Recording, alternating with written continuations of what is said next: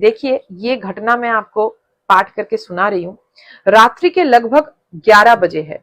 तो बोल रहे कि कोट पैंट पहनकर एक कोई व्यक्ति आया द्वार पर, और गोस्वामी प्रभु ने क्या किया, अपने आसन से उठकर पहले तो उनको एकदम आलिंगन कर लिया, सीने से लगा लिया, और फिर अपने आसन के ऊपर बैठने दिया। ये देखकर सब शिष्य सब एकदम चकित हो गए कि जो गुरुदेव हमको ये सिखाया है कि अपने आसन किसी को छूने मत देना, और वो स्वयं भी इसको मेंटेन करता है, आज क्या हो गया। तो बोल रहे कि अभी तक ऐसा एक भी व्यक्ति को हम लोगों ने नहीं देखा जिन्हें गोस्वामी प्रभु ने अपने आसन पर ले आकर बिठाया है। हम बड़े आश्चर्य के साथ उस व्यक्ति को देखने लगे। गोस्वामी प्रभु से उन्होंने लगभग 15-20 मिनट तक बातें की। क्या कहा, बारिश के कारण हम सुन नहीं पाए। मतलब बारिश शिविर के ऊपर इतना जोर आवाज हो रहा है ना, तो उसके लिए वो लोग सुन नहीं पाए। जाते समय हमने छाता देना चाहा, लेकिन गोस्वामी प्रभु ने मना कर दिया। बारिश हो रही है तो छाता देना चाहा उसको, लेकिन गोस्वामी प्रभु ने मना कर दिया। उनके चले जाने के बाद मैंने गोस्वामी प्रभु से पूछा, गुरुदेव ये कौन है। गुरुदेव ने कहा, ये शाह साहिब जी है। शाह साहिब नाम सुनकर आप लोग समझ पा रहे हो कि हमारे धर्म के नहीं है। शाह साहिब जाति से मुसलमान है, लेकिन है कौन, हमारे गुरु भाई। अब उनमें जाति बुद्धि नहीं रही, परमहंस अवस्था है। ये ऐश्वर्य पथ से ही चलकर सिद्ध हुए हैं। देखिए, ऐश्वर्य पथ से भी चलकर आप सिद्ध हो सकते हो। कोई जरूरी नहीं वैराग लेना, कोई जरूरी नहीं है कि आप सब कुछ त्याग करके जंगल में चले जाओ। शास्त्र अनुसार आप ऐश्वर्य के पथ से भी आप सिद्ध हो सकते हो। इनमें असाधारण शक्ति है। ये आंधी पानी में आए, लेकिन आप लोगों ने क्या गौर किया कि पानी के एक बूंद भी इनके शरीर पर नहीं है। जाते समय भी उसी प्रकार ही गए हैं। हम लोग कैसे हैं समाचार लेने आए थे। इलाहाबाद में बहुत गुप्त रूप से ये रहते हैं, बहुत कम लोग ही इनको जानते हैं। क्या पहनकर आए थे, कोट पैंट पहनकर आए थे। तो ऐसे लोग जिनका आत्मा और शरीर एकाकार हो गया, जो आत्मवत हो गया, ऐसे लोगों के लिए कोई जाति नहीं, कोई वर्ण नहीं, कोई वस्त्र नहीं, कोई तिलक नहीं, कोई माला नहीं, कुछ नहीं, कुछ भी नहीं। मैं एक महात्मा से मिली थी, मुझे पता नहीं वो अभी शरीर में है कि नहीं, जिनको आनंदमयी माँ बहुत प्रेम करती थी उनको, और उन्होंने बहुत दीर्घ एक लंबा समय उन्होंने आनंदमयी माँ के साथ बिताया। उनका नाम है श्री निर्मल महाराज, बंगाल के हैं, लेकिन बहुत दूर रहते हैं। मतलब कोलकाता से बहुत दूर, जंगल के भीतर बहुत दूर रहते हैं। तो मैं अपने गुरुदेव के साथ वहां गई थी, और मुझे भी देखकर एकदम हम चकित हो गए उन महात्मा को देखकर। खाली एक धोती पहनकर एक आसन के ऊपर बैठे हुए हैं। उनके शरीर में और कुछ नहीं है, ना तिलक है, ना माला है। उनका जो बाल है उसमें कोई शिखा नहीं है, कुछ नहीं है, छोटा छोटा बाल है एकदम से। और वहां जाके हमको पता चला कि वो कई कई समय तक समाधि में रहते हैं। समाधि से जब निकल के बाहर आते हैं, तब कभी कभी वो लोगों को उपदेश देता है, लोगों से मिलता है, बातें करता है। तो हम लोग जिस समय गए थे, तो उस समय वो समाधि से निकलकर बाहर आया था। हम लोगों को ये समाचार मतलब गुरुदेव को मिली थी। तो गुरुदेव हमको कहे कि चल बेटी, हम उनको दर्शन करने जाते हैं। तो हम उन लोगों को, कई सारे महात्माओं के साथ, हमारे यहाँ बहुत सारे महात्मा लोग हैं, बहुत अच्छे अच्छे महात्मा हैं, बहुत अच्छे साधु महात्मा है बंगाल में आज भी। और वो सारे बहुत मतलब ब्रिज भाव के हैं। यहाँ मतलब वृंदावन के भाव में ही वो सेवा देते हैं ठाकुर जी को। आप उनके आश्रम में जाओगे, उनके साथ बातें करोगे, आपको लगेगा कि जैसे वो ब्रिजवासी है। तो ऐसे ऐसे महात्मा हमारे थोड़ा अंदर, मतलब शहर में तो नहीं है, थोड़ा अंदर गांव की तरफ बहुत अच्छे अच्छे वहां महात्मा हैं। तो वो सारे महात्मा मिलकर और गुरुदेव के साथ मैं गई थी निर्मल महाराज जी को दर्शन करने। तो अद्भुत मेरा वो एक्सपीरियंस रहा और मैं देखी कि अद्भुत उनका दृष्टि है, उनका जो आंख है, उनकी जो दृष्टि है वो अद्भुत है। और आप जैसे ही सामने जाकर बैठो, चुपचाप बैठो। हम लोगों को महात्मा बोले थे, खास करके मुझे बोली थी, क्योंकि मैं तो तभी एकदम छोटी हूँ, एकदम बच्ची हूँ, अगर कुछ पूछ लूं तो मैं तो जिज्ञासु भी हूँ। तो हमको बोले थे कि माता आप जाके ना चुपचाप बैठोगी, आपके मन में अगर कुछ प्रश्न है वो स्वयं आपको बोलेगा। तो मैं चुपचाप जाके बैठी थी और एक महात्मा कहा कि बाबा ये हमारी माता जो है वो बहुत अच्छा भजन करती है, एक गाना आप सुनोगे? तो बोले कि हाँ हाँ जरूर जरूर, हाँ गाओ गाओ। तो मैं गाना गाई और फिर गाना सुनकर ही अचानक से मुझे याद है, और बहुत गोरा भी है और दीर्घकाय उनका, मतलब फिगर जो है बहुत लंबा है, और ऐसे दोनों पैर मुड़कर, ये पैर मतलब इधर और ये पैर उधर, ऐसे क्रॉस करके बैठे हुए हैं और ऐसे करके सुन रहे थे, मतलब एक हाथ ऐसे यहाँ पर है। तो ऐसे ऐसे अपने सीने के ऊपर हाथ फेराते हुए हमको बोले कि हाँ तुमको तो वृंदावन जाना है, अच्छा तुम्हारा तो साथ तो ये बहुत आनंद लो, बहुत आनंद लो, तुम इतना सुंदर भजन करती हो, इतना भाव है, इतनी भक्ति है तुम्हारे तो सुर में ही, ये है वो है। ऐसे बोलते बोलते मतलब बीच बीच में हमको बोलने लगे कि तुम तो वृंदावन जाओगी, मतलब क्या क्या होने लगेगा। फिर स्वयं को थोड़ा अचानक से हमको मतलब कंट्रोल कर लिए, बहुत कुछ बोलने जा रहा था, लेकिन बहुत सारे लोग बैठे हुए थे तो इसलिए कंट्रोल कर लिए स्वयं को। लेकिन काफी कुछ हमको वहीं बता दिए थे और हमको तब पता ही नहीं था कि हम वृंदावन जाने वाले हैं, कुछ पता नहीं था हमको। तो ऐसे मतलब अद्भुत। तो फिर उनके विषय में हम लोग सुने, बहुत कुछ सुने।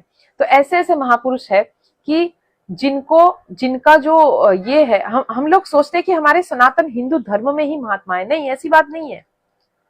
ऐसे ऐसे महात्मा हैं जिनके धर्म का कुछ मतलब मायने ही नहीं रखता है, उनके पास भी नहीं, मतलब उनके पास कोई ये ही नहीं है कि आप उनको जाके आप रामायण पूछो तो वो रामायण बोलने लगेगा, आप महाभारत पूछो तो वो महाभारत बोलने लगेगा, कुरान पूछो तो कुरान बोलने लगा, आप पकड़ ही नहीं पाओगे कि वो किस धर्म से है।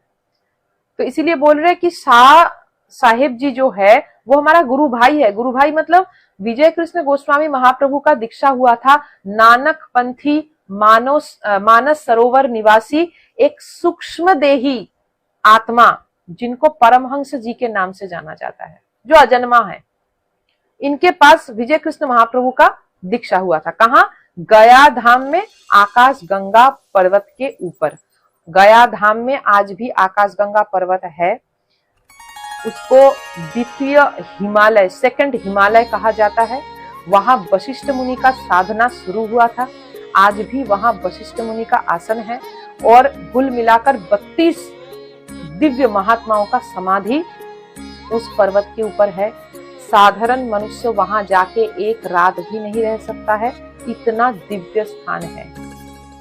सारे महात्मा लोग सूक्ष्म देह में वहां आज भी घूमते हैं। तो वो आकाश गंगा जो पर्वत है, वहां गोस्वामी प्रभु का दीक्षा हुआ था।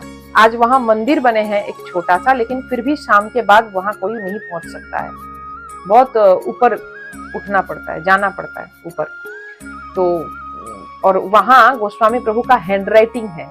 दीक्षा के बाद एक चट्टान जैसा है पत्थर का, तो उसके ऊपर उन्होंने खुद लिखा था कि यहाँ सन मतलब साल लिखे हैं, मेंशन किया हुआ है 1290 शायद, ऐसा कोई मतलब बांग्ला का जो हिसाब है उसी अनुसार, अंग्रेजी हिसाब अनुसार नहीं। तो सन लिखा हुआ है कि यहाँ इसी सन में और इसी पर्वत के ऊपर विजय कृष्ण गोस्वामी प्रभु को मानस सरोवर निवासी परमहंस जी ने दीक्षित किया।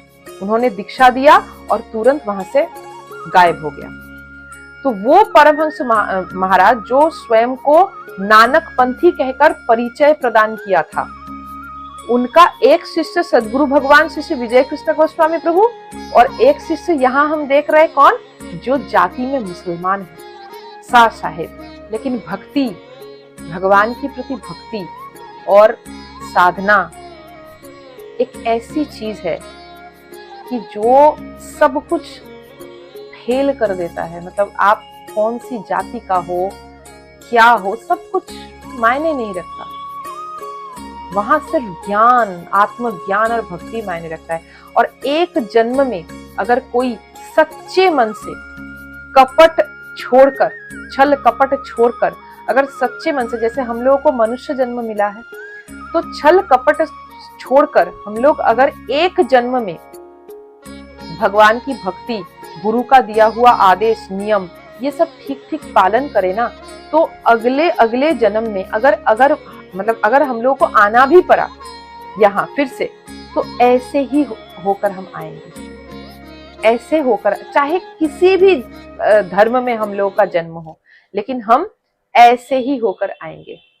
ये शाह साहिब जैसा, कोई महापुरुष जैसा, कोई महात्मा जैसा, भगवान के उस ऑफिस में हमको नौकरी मिल जाएगा, जहां भगवान स्वयं कोई कर्म देकर हम लोगों को, ऐसे ही जन्म नहीं होगा, एक कोई महत उद्देश्य में हम लोग का जन्म होगा। और ये हम कर सकते हैं, इतना कठिन नहीं है। खाली छल कपट नहीं करना है, ये ध्यान में रखना है कि भगवान देख रहा है, भगवान सुन रहा है। हम मनुष्य लोग क्या करते हैं, छल करते करते, कपट करते करते हम लोगों की इतनी अभ्यास हो जाती है, इतनी आदत हो जाती है कि हम भूल ही जाते हैं कि भगवान है वो, उनसे हम छुपा नहीं सकते। हम बाथरूम के अंदर क्या कर रहे हैं, बाथरूम का दरवाजा बंद है तो हम सोच रहे हैं कि अरे कोई नहीं देख रहा है, ये तो बाथरूम है, यहाँ कौन आएगा। भगवान तो जा सकता है ना वहां। ऐसे ही किसी भी स्थान पर वो पहुंच सकता है, वो देख रहा है, उनको पहुंचना भी नहीं है, वो देख ही सकता है। तो ये अगर कोई विश्वास कर ले तो क्या होगा, उनके अंदर एक डर रहेगा, नहीं नहीं हम ये नहीं कर सकते, हम ये नहीं बोल सकते, क्योंकि भगवान देख रहा है, भगवान देख रहा है, भगवान देख रहा है। ये एक डर एक साधारण मनुष्य को महात्मा बना देगा। मैं आपको अपनी जीवन की अनुभव से मैं आपको बता रही हूं, मुझे इसको शेयर करने में कोई असुविधा नहीं है, क्योंकि अगर मेरे साथ, मेरे जीवन में ये हुआ है, तब जाके आप ना यकीन करोगे। मैं तो एक साधारण सी मनुष्य हूं, बचपन से मेरे जीवन में भी लोभ, लालच, कामना, वासना, इच्छाएं, चाहते सब कुछ है। लेकिन वो जो डर बचपन से मेरे अंदर बिठा दिया गया है कि भगवान देख रहा है, भगवान देख, और जब आप इसको विश्वास करने लगोगे ना, तो भगवान आपको समझाएगा भी कि ये झूठ नहीं है, ये सत्य, मैं देख रहा हूं। आप 2-4 गलतियां करोगे ना, भगवान डंडा मार के आपको समझा देगा कि तेरी दादी माँ जो बोली थी ना कि मैं देखता हूं, ये देख ये सच है। तब झटका लगता है कि अरे माँ तो बोली थी, दादी माँ तो बोली थी, भगवान देखता है, इसका मतलब सच में देख रहा है। लेकिन वो आपको विश्वास करना पड़ेगा ना कि भगवान देखता है और देख रहा है। जैसे आप विश्वास करोगे, आप देखोगे कि सच में भगवान देख रहा है, आपको देख रहा है। एक सोच, ये एक विश्वास आपको एक साधारण इंसान से महात्मा बना देगा। तो इसीलिए हम लोगों को इस पर विश्वास रखना चाहिए कि भगवान देख रहा है। तो आज का यही हमारा विषय था कि किसी भी साधु, किसी भी महात्मा, किसी भी भक्त, वो चाहे आश्रम में रहे, वो चाहे आश्रम में ना रहे, वो चाहे गुलाबी वस्त्र पहने, वो चाहे मांग टीका पहने, वो चाहे फूलों की जेवर पहने, कुछ भी वो पहने, हम उनका आचरण देखेंगे। और एक दिन में कोई संत का, कोई महात्मा का आचरण देखकर आप उसको पहचान नहीं पाओगे, नहीं पाओगे, क्योंकि उसको समझने में आपको थोड़ा समय लगेगा। इसीलिए बोलते हैं ना कि साधु संग, साधु संग। चैतन्य चैतामृत में बांग्ला में एक लाइन है, मैं आपको हिंदी में अनुवाद करके बोल रही हूँ। साधु संग सर्वो लोके कॉय, मतलब सब लोग कहते हैं। साधु संग सर्वो लोके कॉय, सर्व लोक कहते हैं। और लवो मात्र साधु संगे सर्व सुख उपजय, ये चैतन्य चैतामृत में कृष्णदास कविराज गोस्वामी पाद लिखे हैं। मतलब लव मात्र साधु संग, मतलब थोड़ा सा अगर साधु संग आप मतलब कर लो तो सर्व सुख, सर्व प्रकार के सुख आपको मिल सकता है। बहुत सारे साधु को मैं ऐसे भी देखी हूं जो कोई लीला करते हैं आपके साथ, आपको भगाने के लिए। क्योंकि साधु संत का जो अपना आनंद होता है, जब बहुत सारा भीड़ लगता है, वो थोड़ा थोड़ा करके बिगड़ने लगता है। तो आपको भगाने के लिए वो ऐसा कुछ आचरण करेगा, ऐसा कुछ हरकत करेगा, आपको लगेगा हे पागल है, साधु नहीं है, ऐसे ही मतलब पाखंड कर रहा है, तो आप भाग जाओगे वहां से। तो ऐसे साधु लोगों का बहुत सारे लीलाएं हैं। तो ये मुझे लगता है कि आज के जमाने में ना ये बहुत प्रासंगिक है। हाँ, ये भी एक ठीक बात है कि आज के जमाने में ऐसे भी लोग बहुत सारे हैं, और ज्यादातर है कि जो साधु बनकर फिरते हैं, लेकिन चरित्र उनका साधु बिल्कुल नहीं है। वो कुछ दिन बाद हम लोगों को, जब हम उनके साथ मतलब संग करते हैं, तब हम लोग को पता चलता है, संग करने पर पता चलता है। तो इसीलिए अगर शास्त्रीय ज्ञान हमारे अंदर रहे तो हम उसको पहचानते हैं, मतलब पहचान सकते हैं, हमको वो ठग नहीं सकते हैं। आज आप देखो प्रयाग महाकुंभ जो हो रहे हैं, वहां कितने साधु पहुंचे हैं, जो करोड़ों करोड़ों साधु वहां पहुंचे हैं, उसमें से कितने साधु पहुंचे हैं, क्या हम ये निश्चित रूप से बोल सकते हैं? जैसी दृष्टि वैसी सृष्टि, ये शास्त्र की उवाच है, शास्त्र उवाच है। जैसी आपकी दृष्टि, आपके दृष्टि में अगर सब साधु है तो आप सबको साधु रूप में मतलब देख पाओगे कि सब ही साधु, सब साधु है। 50 करोड़ साधु पहुंचे हैं वहां, तो 50 करोड़ ही साधु है, तो आपके लिए सब साधु है, इसमें कोई असुविधा नहीं है। लेकिन वो विश्वास आपके अंदर दृढ़ होना चाहिए, बहुत दृढ़ होना चाहिए।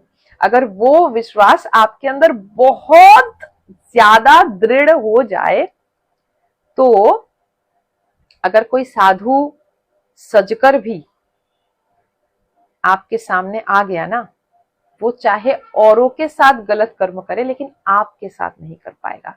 और वो स्वयं भी शायद नहीं समझ पाएगा कि मैं तो इसको ठग नहीं पाया, क्या बात है, क्योंकि आप उसके लिए पॉजिटिव थॉट रख रहे हो। आप सोच रहे हो कि ये साधु है और वो मुझे नहीं ठगेगा। लेकिन हमारे मन की जो शक्ति होती है, हमारी जो चिंता की शक्ति, चिंतन की जो शक्ति होती है, जिसको कहा जाता है पावर ऑफ माइंड, वो हम ही को ठग देते हैं। क्योंकि मन के अलग अलग स्तर होते हैं, और जब आप कुछ सोच रहे हो, आप जब कुछ अपने आप को जब आप समझा रहे हो, अपने अंदर जब वो मैसेज, आप वो वार्ता जब आप पहुंचा रहे हो, तब वो अंदर तक पहुंचना चाहिए, हर एक लेयर में, हर एक स्तर में वो पहुंचना चाहिए। अगर वो अंदर तक नहीं पहुंचा, तो अंदर में कोई बैठ के आपको बोलेगा कि तू सोच रहा है ये साधु है, हो सकता है कि ये पाखंड है। वो जो शायद का भूत है ना, वो शायद का भूत एक एक स्तर में चले जाते हैं, वहां चिपके हुए रहते हैं। तो फिर हम बोलते हैं कि हमने तो उनके विषय में पॉजिटिव सोच रखा, नहीं, अंदर कोई एक जगह शायद था। तो जब वो शायद होता है, तब इस जो यूनिवर्सल लॉ है, ये सृष्टि का जो नियम है, जिसको आज लॉ ऑफ अट्रैक्शन कहा जाता है, वो काम नहीं करती है।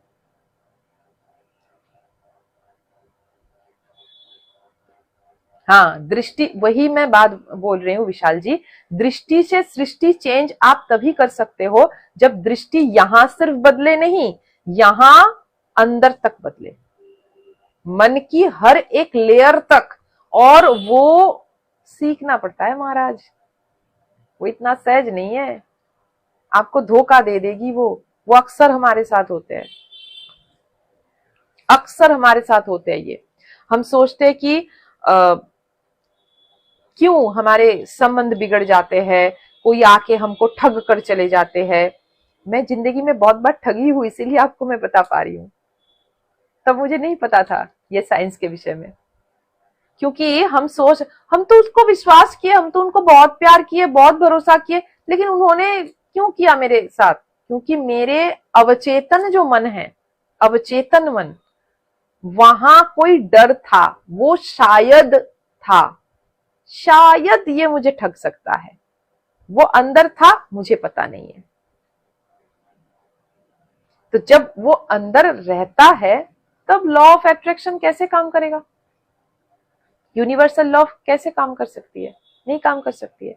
तो आपको आपके अंदर तक झांकना है, उसका प्रोसेस है, उसको सीखना पड़ता है, ऐसे नहीं होता है, उसको सीखना पड़ता है कि कैसे हम एकदम अंदर तक, अपने हर एक लेयर तक। एक दिन में आप मन की जो लेयर होता है वो आप नहीं पहुंच सकते वहां, एक दिन में कतई आप नहीं पहुंच सकते वहां, आपको प्रैक्टिस करना पड़ेगा। किसी को 6 महीना, किसी को 8 महीना, तो किसी को 1 साल लग सकता है।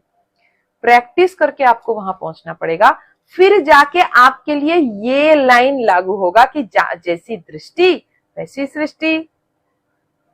अब देखिए राधा रानी के मन के अंदर कौन है? कृष्ण। और जहां आप झांकिए अंदर अंदर अंदर, उसके अंदर अवचेतन मन सिर्फ कृष्ण कृष्ण कृष्ण, वो बहुत सक्सेसफुली इसको फिट कर चुकी है, उनके अंदर अंदर रोम रोम में ये चीज फिट हो चुकी है। कृष्ण जहां देख रही है कृष्ण, तो उनके सामने अगर कंस भी आ जाए तो वो भी कृष्ण की भांति गोपी बन गई। जैसे कृष्ण आज भी बरसाना में घाघरा चोली पहन के खड़े हैं ना राधा रानी के दक्षिण भाग में, वैसे कंस भी तो गोपी बन गया था। पता नहीं आप लोगों को? अच्छा, एक दिन मैं बताऊंगी आपको वो बहुत मजेदार कहानी है। कम से कम 12-15 साल वो कंस गोपी बन के राधा रानी की, जो पिताजी हमारे वृषभानु बाबा की गौशाला में काम करता था। अब भूल ही गया कि मैं महाराज हूं, गोपी बन गए। खूब सखिया मिलकर एकदम से घाघरा चोली, मांग टीका, चूड़ी, फूलों की जेवर सब कुछ पहनाकर कंस को सुंदर से गोपी सजा दिए। और 12-15 साल गोपी होकर वो गौशाला में काम करता जा रहा है। उधर मथुरा में सब खोज रहे, महाराज किधर गए, महाराज किधर गए तो कंस को भी वैसे ही बना दिया। कृष्ण को भी गोपी बना देते, कंस को भी गोपी बना देते। ये अद्भुत एक ये है, ये राधा रानी की एक कृपा है। एक घटना मैं आपको बता रही हूँ, देखिए इसको अन्यथा मत लीजिए, मैं अहंकार की बात नहीं कर रही हूँ। कुछ कुछ घटना अगर आपको नहीं बोलूंगी मैं तो कैसे आप लोगों का विश्वास होगा, है ना, कि आज भी ऐसे होते हैं। ये हमारी स्वामिनी की कृपा है, हमारी छैल छबीली राधा रानी की लीला एक मैं आपको बता रही हूँ। एक बार मेरे सामने एक तांत्रिक आ गया था, जो बहुत बड़ा तांत्रिक है, उसको सब बहुत मानता है, बहुत उसका नाम है, कुछ भी कर सकता है, कुछ भी वो कर सकता है। तो हम ऐसे सुने, ठीक है, बहुत बड़ी बात है। तो फिर हमको वो ऐसे प्रसाद दे रहा था कुछ, तो मैं पूछी कि ये क्या है, तो बोले महाप्रसाद, खा ले इसको। मैंने महाप्रसाद तो है लेकिन क्या है, क्योंकि बदबू आ रही थी। अलम प्रसाद से तो बदबू नहीं आते हैं, हम लोग वैष्णव है, हमारा भाव कुछ अलग है। अरे मूर्ख लड़की, महाप्रसाद को तू अपमानित कर रही है। अलम नहीं, अपमानित नहीं कर रही हूँ, मैं पूछ रही हूँ तो क्या है, कारण है कारण। क्षमा कीजिए, मैं श्री कृष्ण की भक्तिनी हूँ, वैष्णव धर्म है, हम ये सब नहीं पी सकते। मेरा कृष्ण मेरे काली से ज्यादा शक्तिशाली है। यहां से उनका चैलेंजिंग एटीट्यूड शुरू हो गया। अब हमारे से उम्र में बहुत प्रवीण है, क्या ही बोले, बोल रहा है। उनके इधर गिधर उनके शिष्य लोग बैठे हुए हैं जो उनको मानते हैं, जो हजार हजार रुपए देकर उनसे हवन करवाते हैं, वो लोग भी है। तो मैं बोली ठीक है, आज तो काफी समय हो चुकी है, नहीं मतलब मुझे जाने दीजिए, मैं बार बार बोल रही हूँ कि जाने दीजिए, मुझे जाना है। तो मैं देख रही थी कि हंसी मजाक हो रहे हैं, मतलब मजाक उड़ा रहे हैं हमारे कन्हैया की।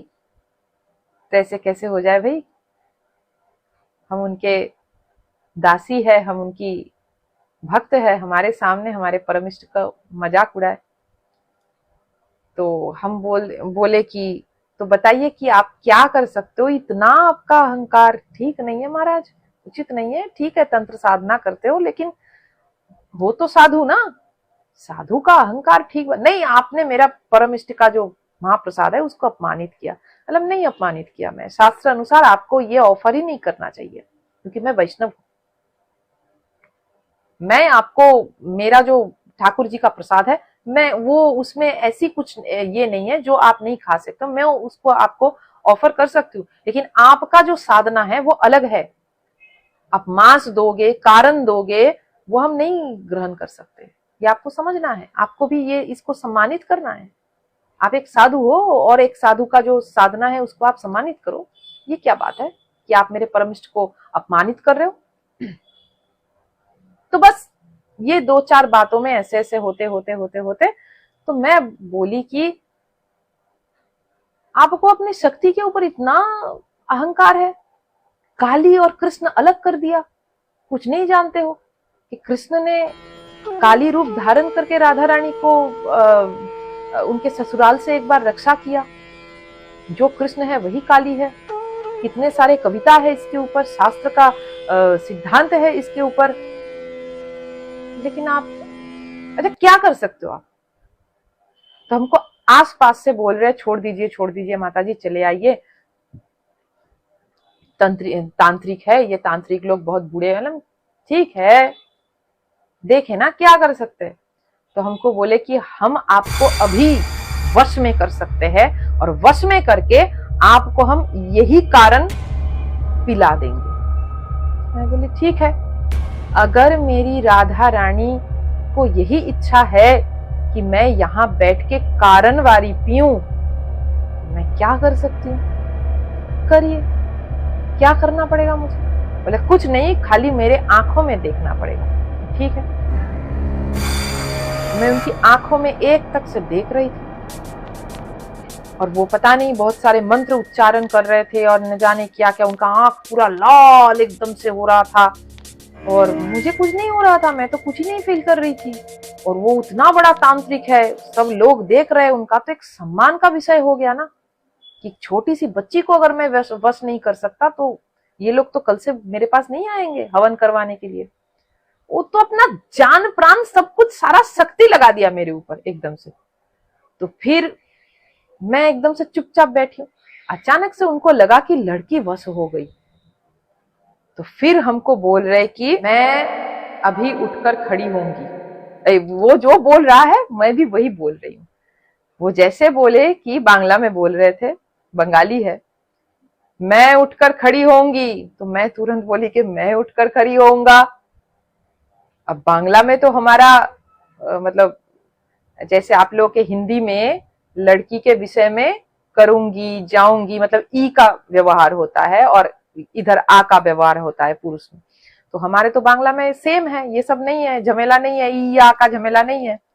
तो जो वो बोल रहे हैं मैं भी वही बोल रही हूँ। वो जैसे ही हम बोले उनको, वो उठकर खड़े हो गए, मैं तो बैठी हूँ। फिर वो उठकर जैसे खड़े हो गए, फिर मैं उसके साथ खड़ी हो गई, और मैं उसकी आंखों में देखकर वो हमको बोल रहा है कि मैं उस पेड़ के सामने चली जाऊंगी। तो मैं बोली मैं उस पेड़ के सामने चला जाऊंगा, तो वही स्वयं चला गया। स्वयं वही चला गया। सब देख रहे हैं कि क्या हो रहा है, वो जो बोल रहा है ना वो खुद ही वो कर रहा है, और हम वहीं पर खड़ी है, हमको कोई कुछ फीलिंग नहीं हुआ। खाली वो जो बोल रहा है मैं भी वैसे ही आंख ऐसे करके मैं वैसे ही बोल रही हूँ, मैं उस पेड़ के सामने चली जाऊंगी, मैं उस पेड़ के सामने चला जाऊंगा। फिर बोल रहे कि और क्या क्या बोले, तो जो जो बोले मैं वही बोलती रही उसके साथ, और आखिर में वो वश मुझे नहीं कर पाया, और सब लोग के सामने मतलब एकदम से इंसल्टेड हो गए पूरा। तो फिर आखिर में जब वो खुद अपने ही वश से तो अपने ही बस से अपने ही निकाल नहीं पा रहे कि खुद ही को वश कर लिया। अद्भुत बात है। अब महाराज हमको तो कोई मंत्र नहीं पता कि हम उसको निकाले, तो हमको सब बोले माता जी इसको ठीक कीजिए। मैं ठीक कैसे करे, हमको कोई मंत्र पता है क्या, ये तो स्वयं को वश कर चुका है, अब हम क्या करें।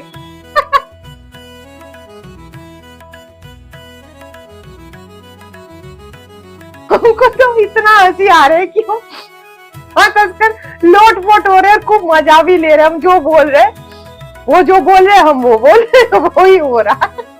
अद्भुत अद्भुत। तो मैं फिर सोची कि नहीं, साधु है, हमको ऐसे जैसा नहीं बनना है, मतलब एक साधु को अपमानित करके कुछ लाभ नहीं होगा। आखिर साधु तो है, साधक तो है, तो इसीलिए बस उतना ही करके मैं बोली कि देखिए हमारे पास उतना मंत्र नहीं है, वो खुद ही को वश कर चुका है। अब इस जो हवन ववन है इसको सब बुझा दीजिए या कुछ कीजिए, हमारे पास खाली एक ही मंत्र है, जय जय श्री राधे, जय जय श्री राधे, जय जय श्री राधे श्याम। ये ऐसे 3 बार हम जैसे वो जोड़ करके बोल रहा था ना, काली नाम का नारा, जय काली, जय जय काली, भद्र काली, ऐसे बोल रहे थे। मैं उतना जोर बोल रही हूँ कि जय जय श्री राधे श्याम, ओम श्री सद्गुरवे नमः, ऐसे मैं बोल रही थी। तो मैं बोली मेरे पास यही मंत्र है। तो मैं उनके कान में जाके जोर से बोली, चित्कार करके, राधे श्याम बोलते बोलते फिर ऐसे ऐसे माथा ऐसे झटकाने लगे। फिर मैं बोली ये देखो हमारा मंत्र काम कर गया, देखो ठीक हो गया, ठीक हो गया। फिर ऐसे करके देख रहे हमको, तो मैं बोली कि हो गया आपका वश करना, अब जाइए और हमको जाने दीजिए।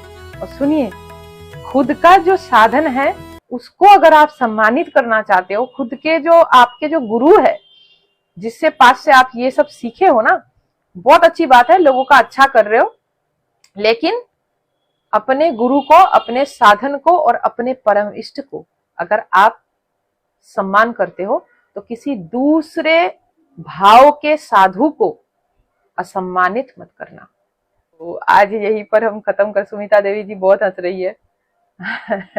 विशाल जी को भी बहुत आनंद हुआ सुनकर। कमोशा बनर्जी, जय जय श्री राधे। तो इसीलिए अपने परम इष्ट के ऊपर, अपने गुरु के ऊपर सब विश्वास रखिए, और जितना बड़ा तांत्रिक हो, ग्रह नक्षत्र कुछ भी हो, वो कुछ नहीं बिगाड़ पाएगा। केसर तिलक मोतियन माला हम वृंदावन वासी, हो केसर तिलक मोतियन माला हम वृंदावन वासी। अजी छाछ घोल पिए कल की न सोचे, हम है राधा दासी, हम राधा रानी के दासी, हम सदगुरु के दासी। अजी छाछ घोल पिए कल की न सोचे, हम है राधा दासी, हम है राधा दासी। ये है हम, ये हमारे सर्टिफिकेट। और हमारे लिए वृंदावन जाने के लिए वो मथुरा का ट्रेन नहीं पकड़ना पड़ता है, हम जहाँ रहे वहां वृंदावन, ये कोलकाता, ये कक्ष, ये वृंदावन। वृंदावन जहां जैसी दृष्टि वैसी सृष्टि। दिल्ली भी वृंदावन, कोलकाता भी वृंदावन, भोपाल भी वृंदावन, और बेंगलोर भी वृंदावन, सब वृंदावन, वृंदावन ही वृंदावन। क्या वृंदावन अलग से जाना है? ओ 50 बार हमको मतलब पूछते हैं लोग, माता जी वृंदावन कब जा रही हो? अरे वृंदावन में ही है, देख लीजिए। क्या वृंदावन में जाएंगे?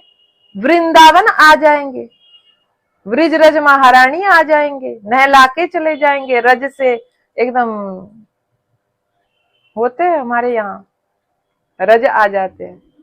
तो वृंदावन खोजना, यहाँ वृंदावन करो, यहाँ वृंदावन हो तो बाहर वृंदावन, जहां देखोगे वहां वृंदावन, जिसके साथ बात करोगे वही ब्रिजवासी, वही ब्रिज गोपी, सब, चाहे वो बंगाल के मतलब मछली प्रिय भी हो, वो भी ब्रिजवासी है, सब, सब के सब, कोई असुविधा नहीं है। तो इसीलिए आनंद में रहिए और ज्यादा प्रश्न मत कीजिए। नहीं, और हाँ, कुछ दिन पहले मैं वो वैलेंटाइंस डे के ऊपर लाइव की थी, वो लोगों को बहुत अच्छा लगा, बहुत बच्चे लोग हमको मैसेज कर रहे हैं। यूट्यूब में मैं फाइल डाली हूँ, 2 अपलोड दी हूँ, मैन साइलेंस, जो सबसे ज्यादा मेरे पास जो जो प्रश्न आते हैं, मुझे लगता है कि इसके ऊपर कुछ करना चाहिए, ये बहुत सब्जेक्ट बहुत क्रूशियल है, बहुत जटिल है, इसके ऊपर मदद मिलना चाहिए लोगों को, तो मैं उसके ऊपर फाइल डालती हूँ। और ये फाइल अपलोड करने के बाद यकीन मानिए जितने सारे पुरुष भक्त हैं इतना खुश हुए हैं, और खास करके जो लोग इंट्रोवर्ट है, जो लोग सच में मौन रहना पसंद करते हैं, तो मैं भी उन लोगों को बोलूंगी कि इस वीडियो को आप जरूर मतलब अपने इससे मदद लीजिए। और अगर यही बात आप अपने पार्टनर को समझाना चाहते हो, 30 साल से वो समझ नहीं पाती है, तो उसके साथ शेयर कीजिए, आपको मदद मिल जाएगा, आपका संबंध अच्छा हो जाएगा। क्योंकि मैं बहुत सालों से साइकोलॉजिकल जो एस्पेक्ट्स है उसके ऊपर गवेषणा मैं कर रही थी, क्योंकि आप लोग शायद जानते ही हो, मैं जब MBA की थी तो मेरा सब्जेक्ट था ह्यूमन रिसोर्स मैनेजमेंट, और अभी मुझे पता नहीं ह्यूमन रिसोर्स मैनेजमेंट का क्या सिलेबस है, लेकिन मैं जब पास आउट हुई थी तब उस समय ह्यूमन रिसोर्स मैनेजमेंट पढ़ने के लिए इंसानों की साइकोलॉजी पढ़ना, बहुत समझना पढ़ना बहुत जरूरत होता था। तो वहां से मुझे बहुत इंटरेस्ट हुआ, और वहां से मैं इसको एक रिसर्च स्टडी में इसको ले गया। फिर बाद में जब आध्यात्मिक सब कुछ मैं समझने लगी, जैसे हमारे योग की जो तत्व है, योग, क्रिया योग और यूनिवर्सल लॉ, सृष्टि के नियम, राधा रानी की लीला, राधा रानी क्या क्या कर रही, एक एक चीज में देखी कि हमारे सनातन धर्म बोलते हैं ना भंडार है, हमारे सनातन धर्म में इसी मनोविज्ञान को लेकर काम हुआ है, वो सत्य काल से, सत्य युग से। और कभी राधा रानी तो कभी श्री कृष्ण तो कभी शिव जी तो कभी पार्वती जी, एक एक मतलब घटना करके, एक एक लीला करके हम लोगों को यही समझाए है। हम खाली ऊपर ऊपर से उसको पढ़ते हैं, उसके अंदर जो विज्ञान है, उसके अंदर जो दर्शन है, अगर वो हम समझ गए ना, तो हमारा निजी जो जिंदगी है, हमारी जो दाम्पत्य जीवन है, हमारी जो प्रेम जीवन है, वो सुधर सकते हैं, हम ठीक चयन कर सकते हैं कि किसके साथ जिंदगी हमको बिताना चाहिए।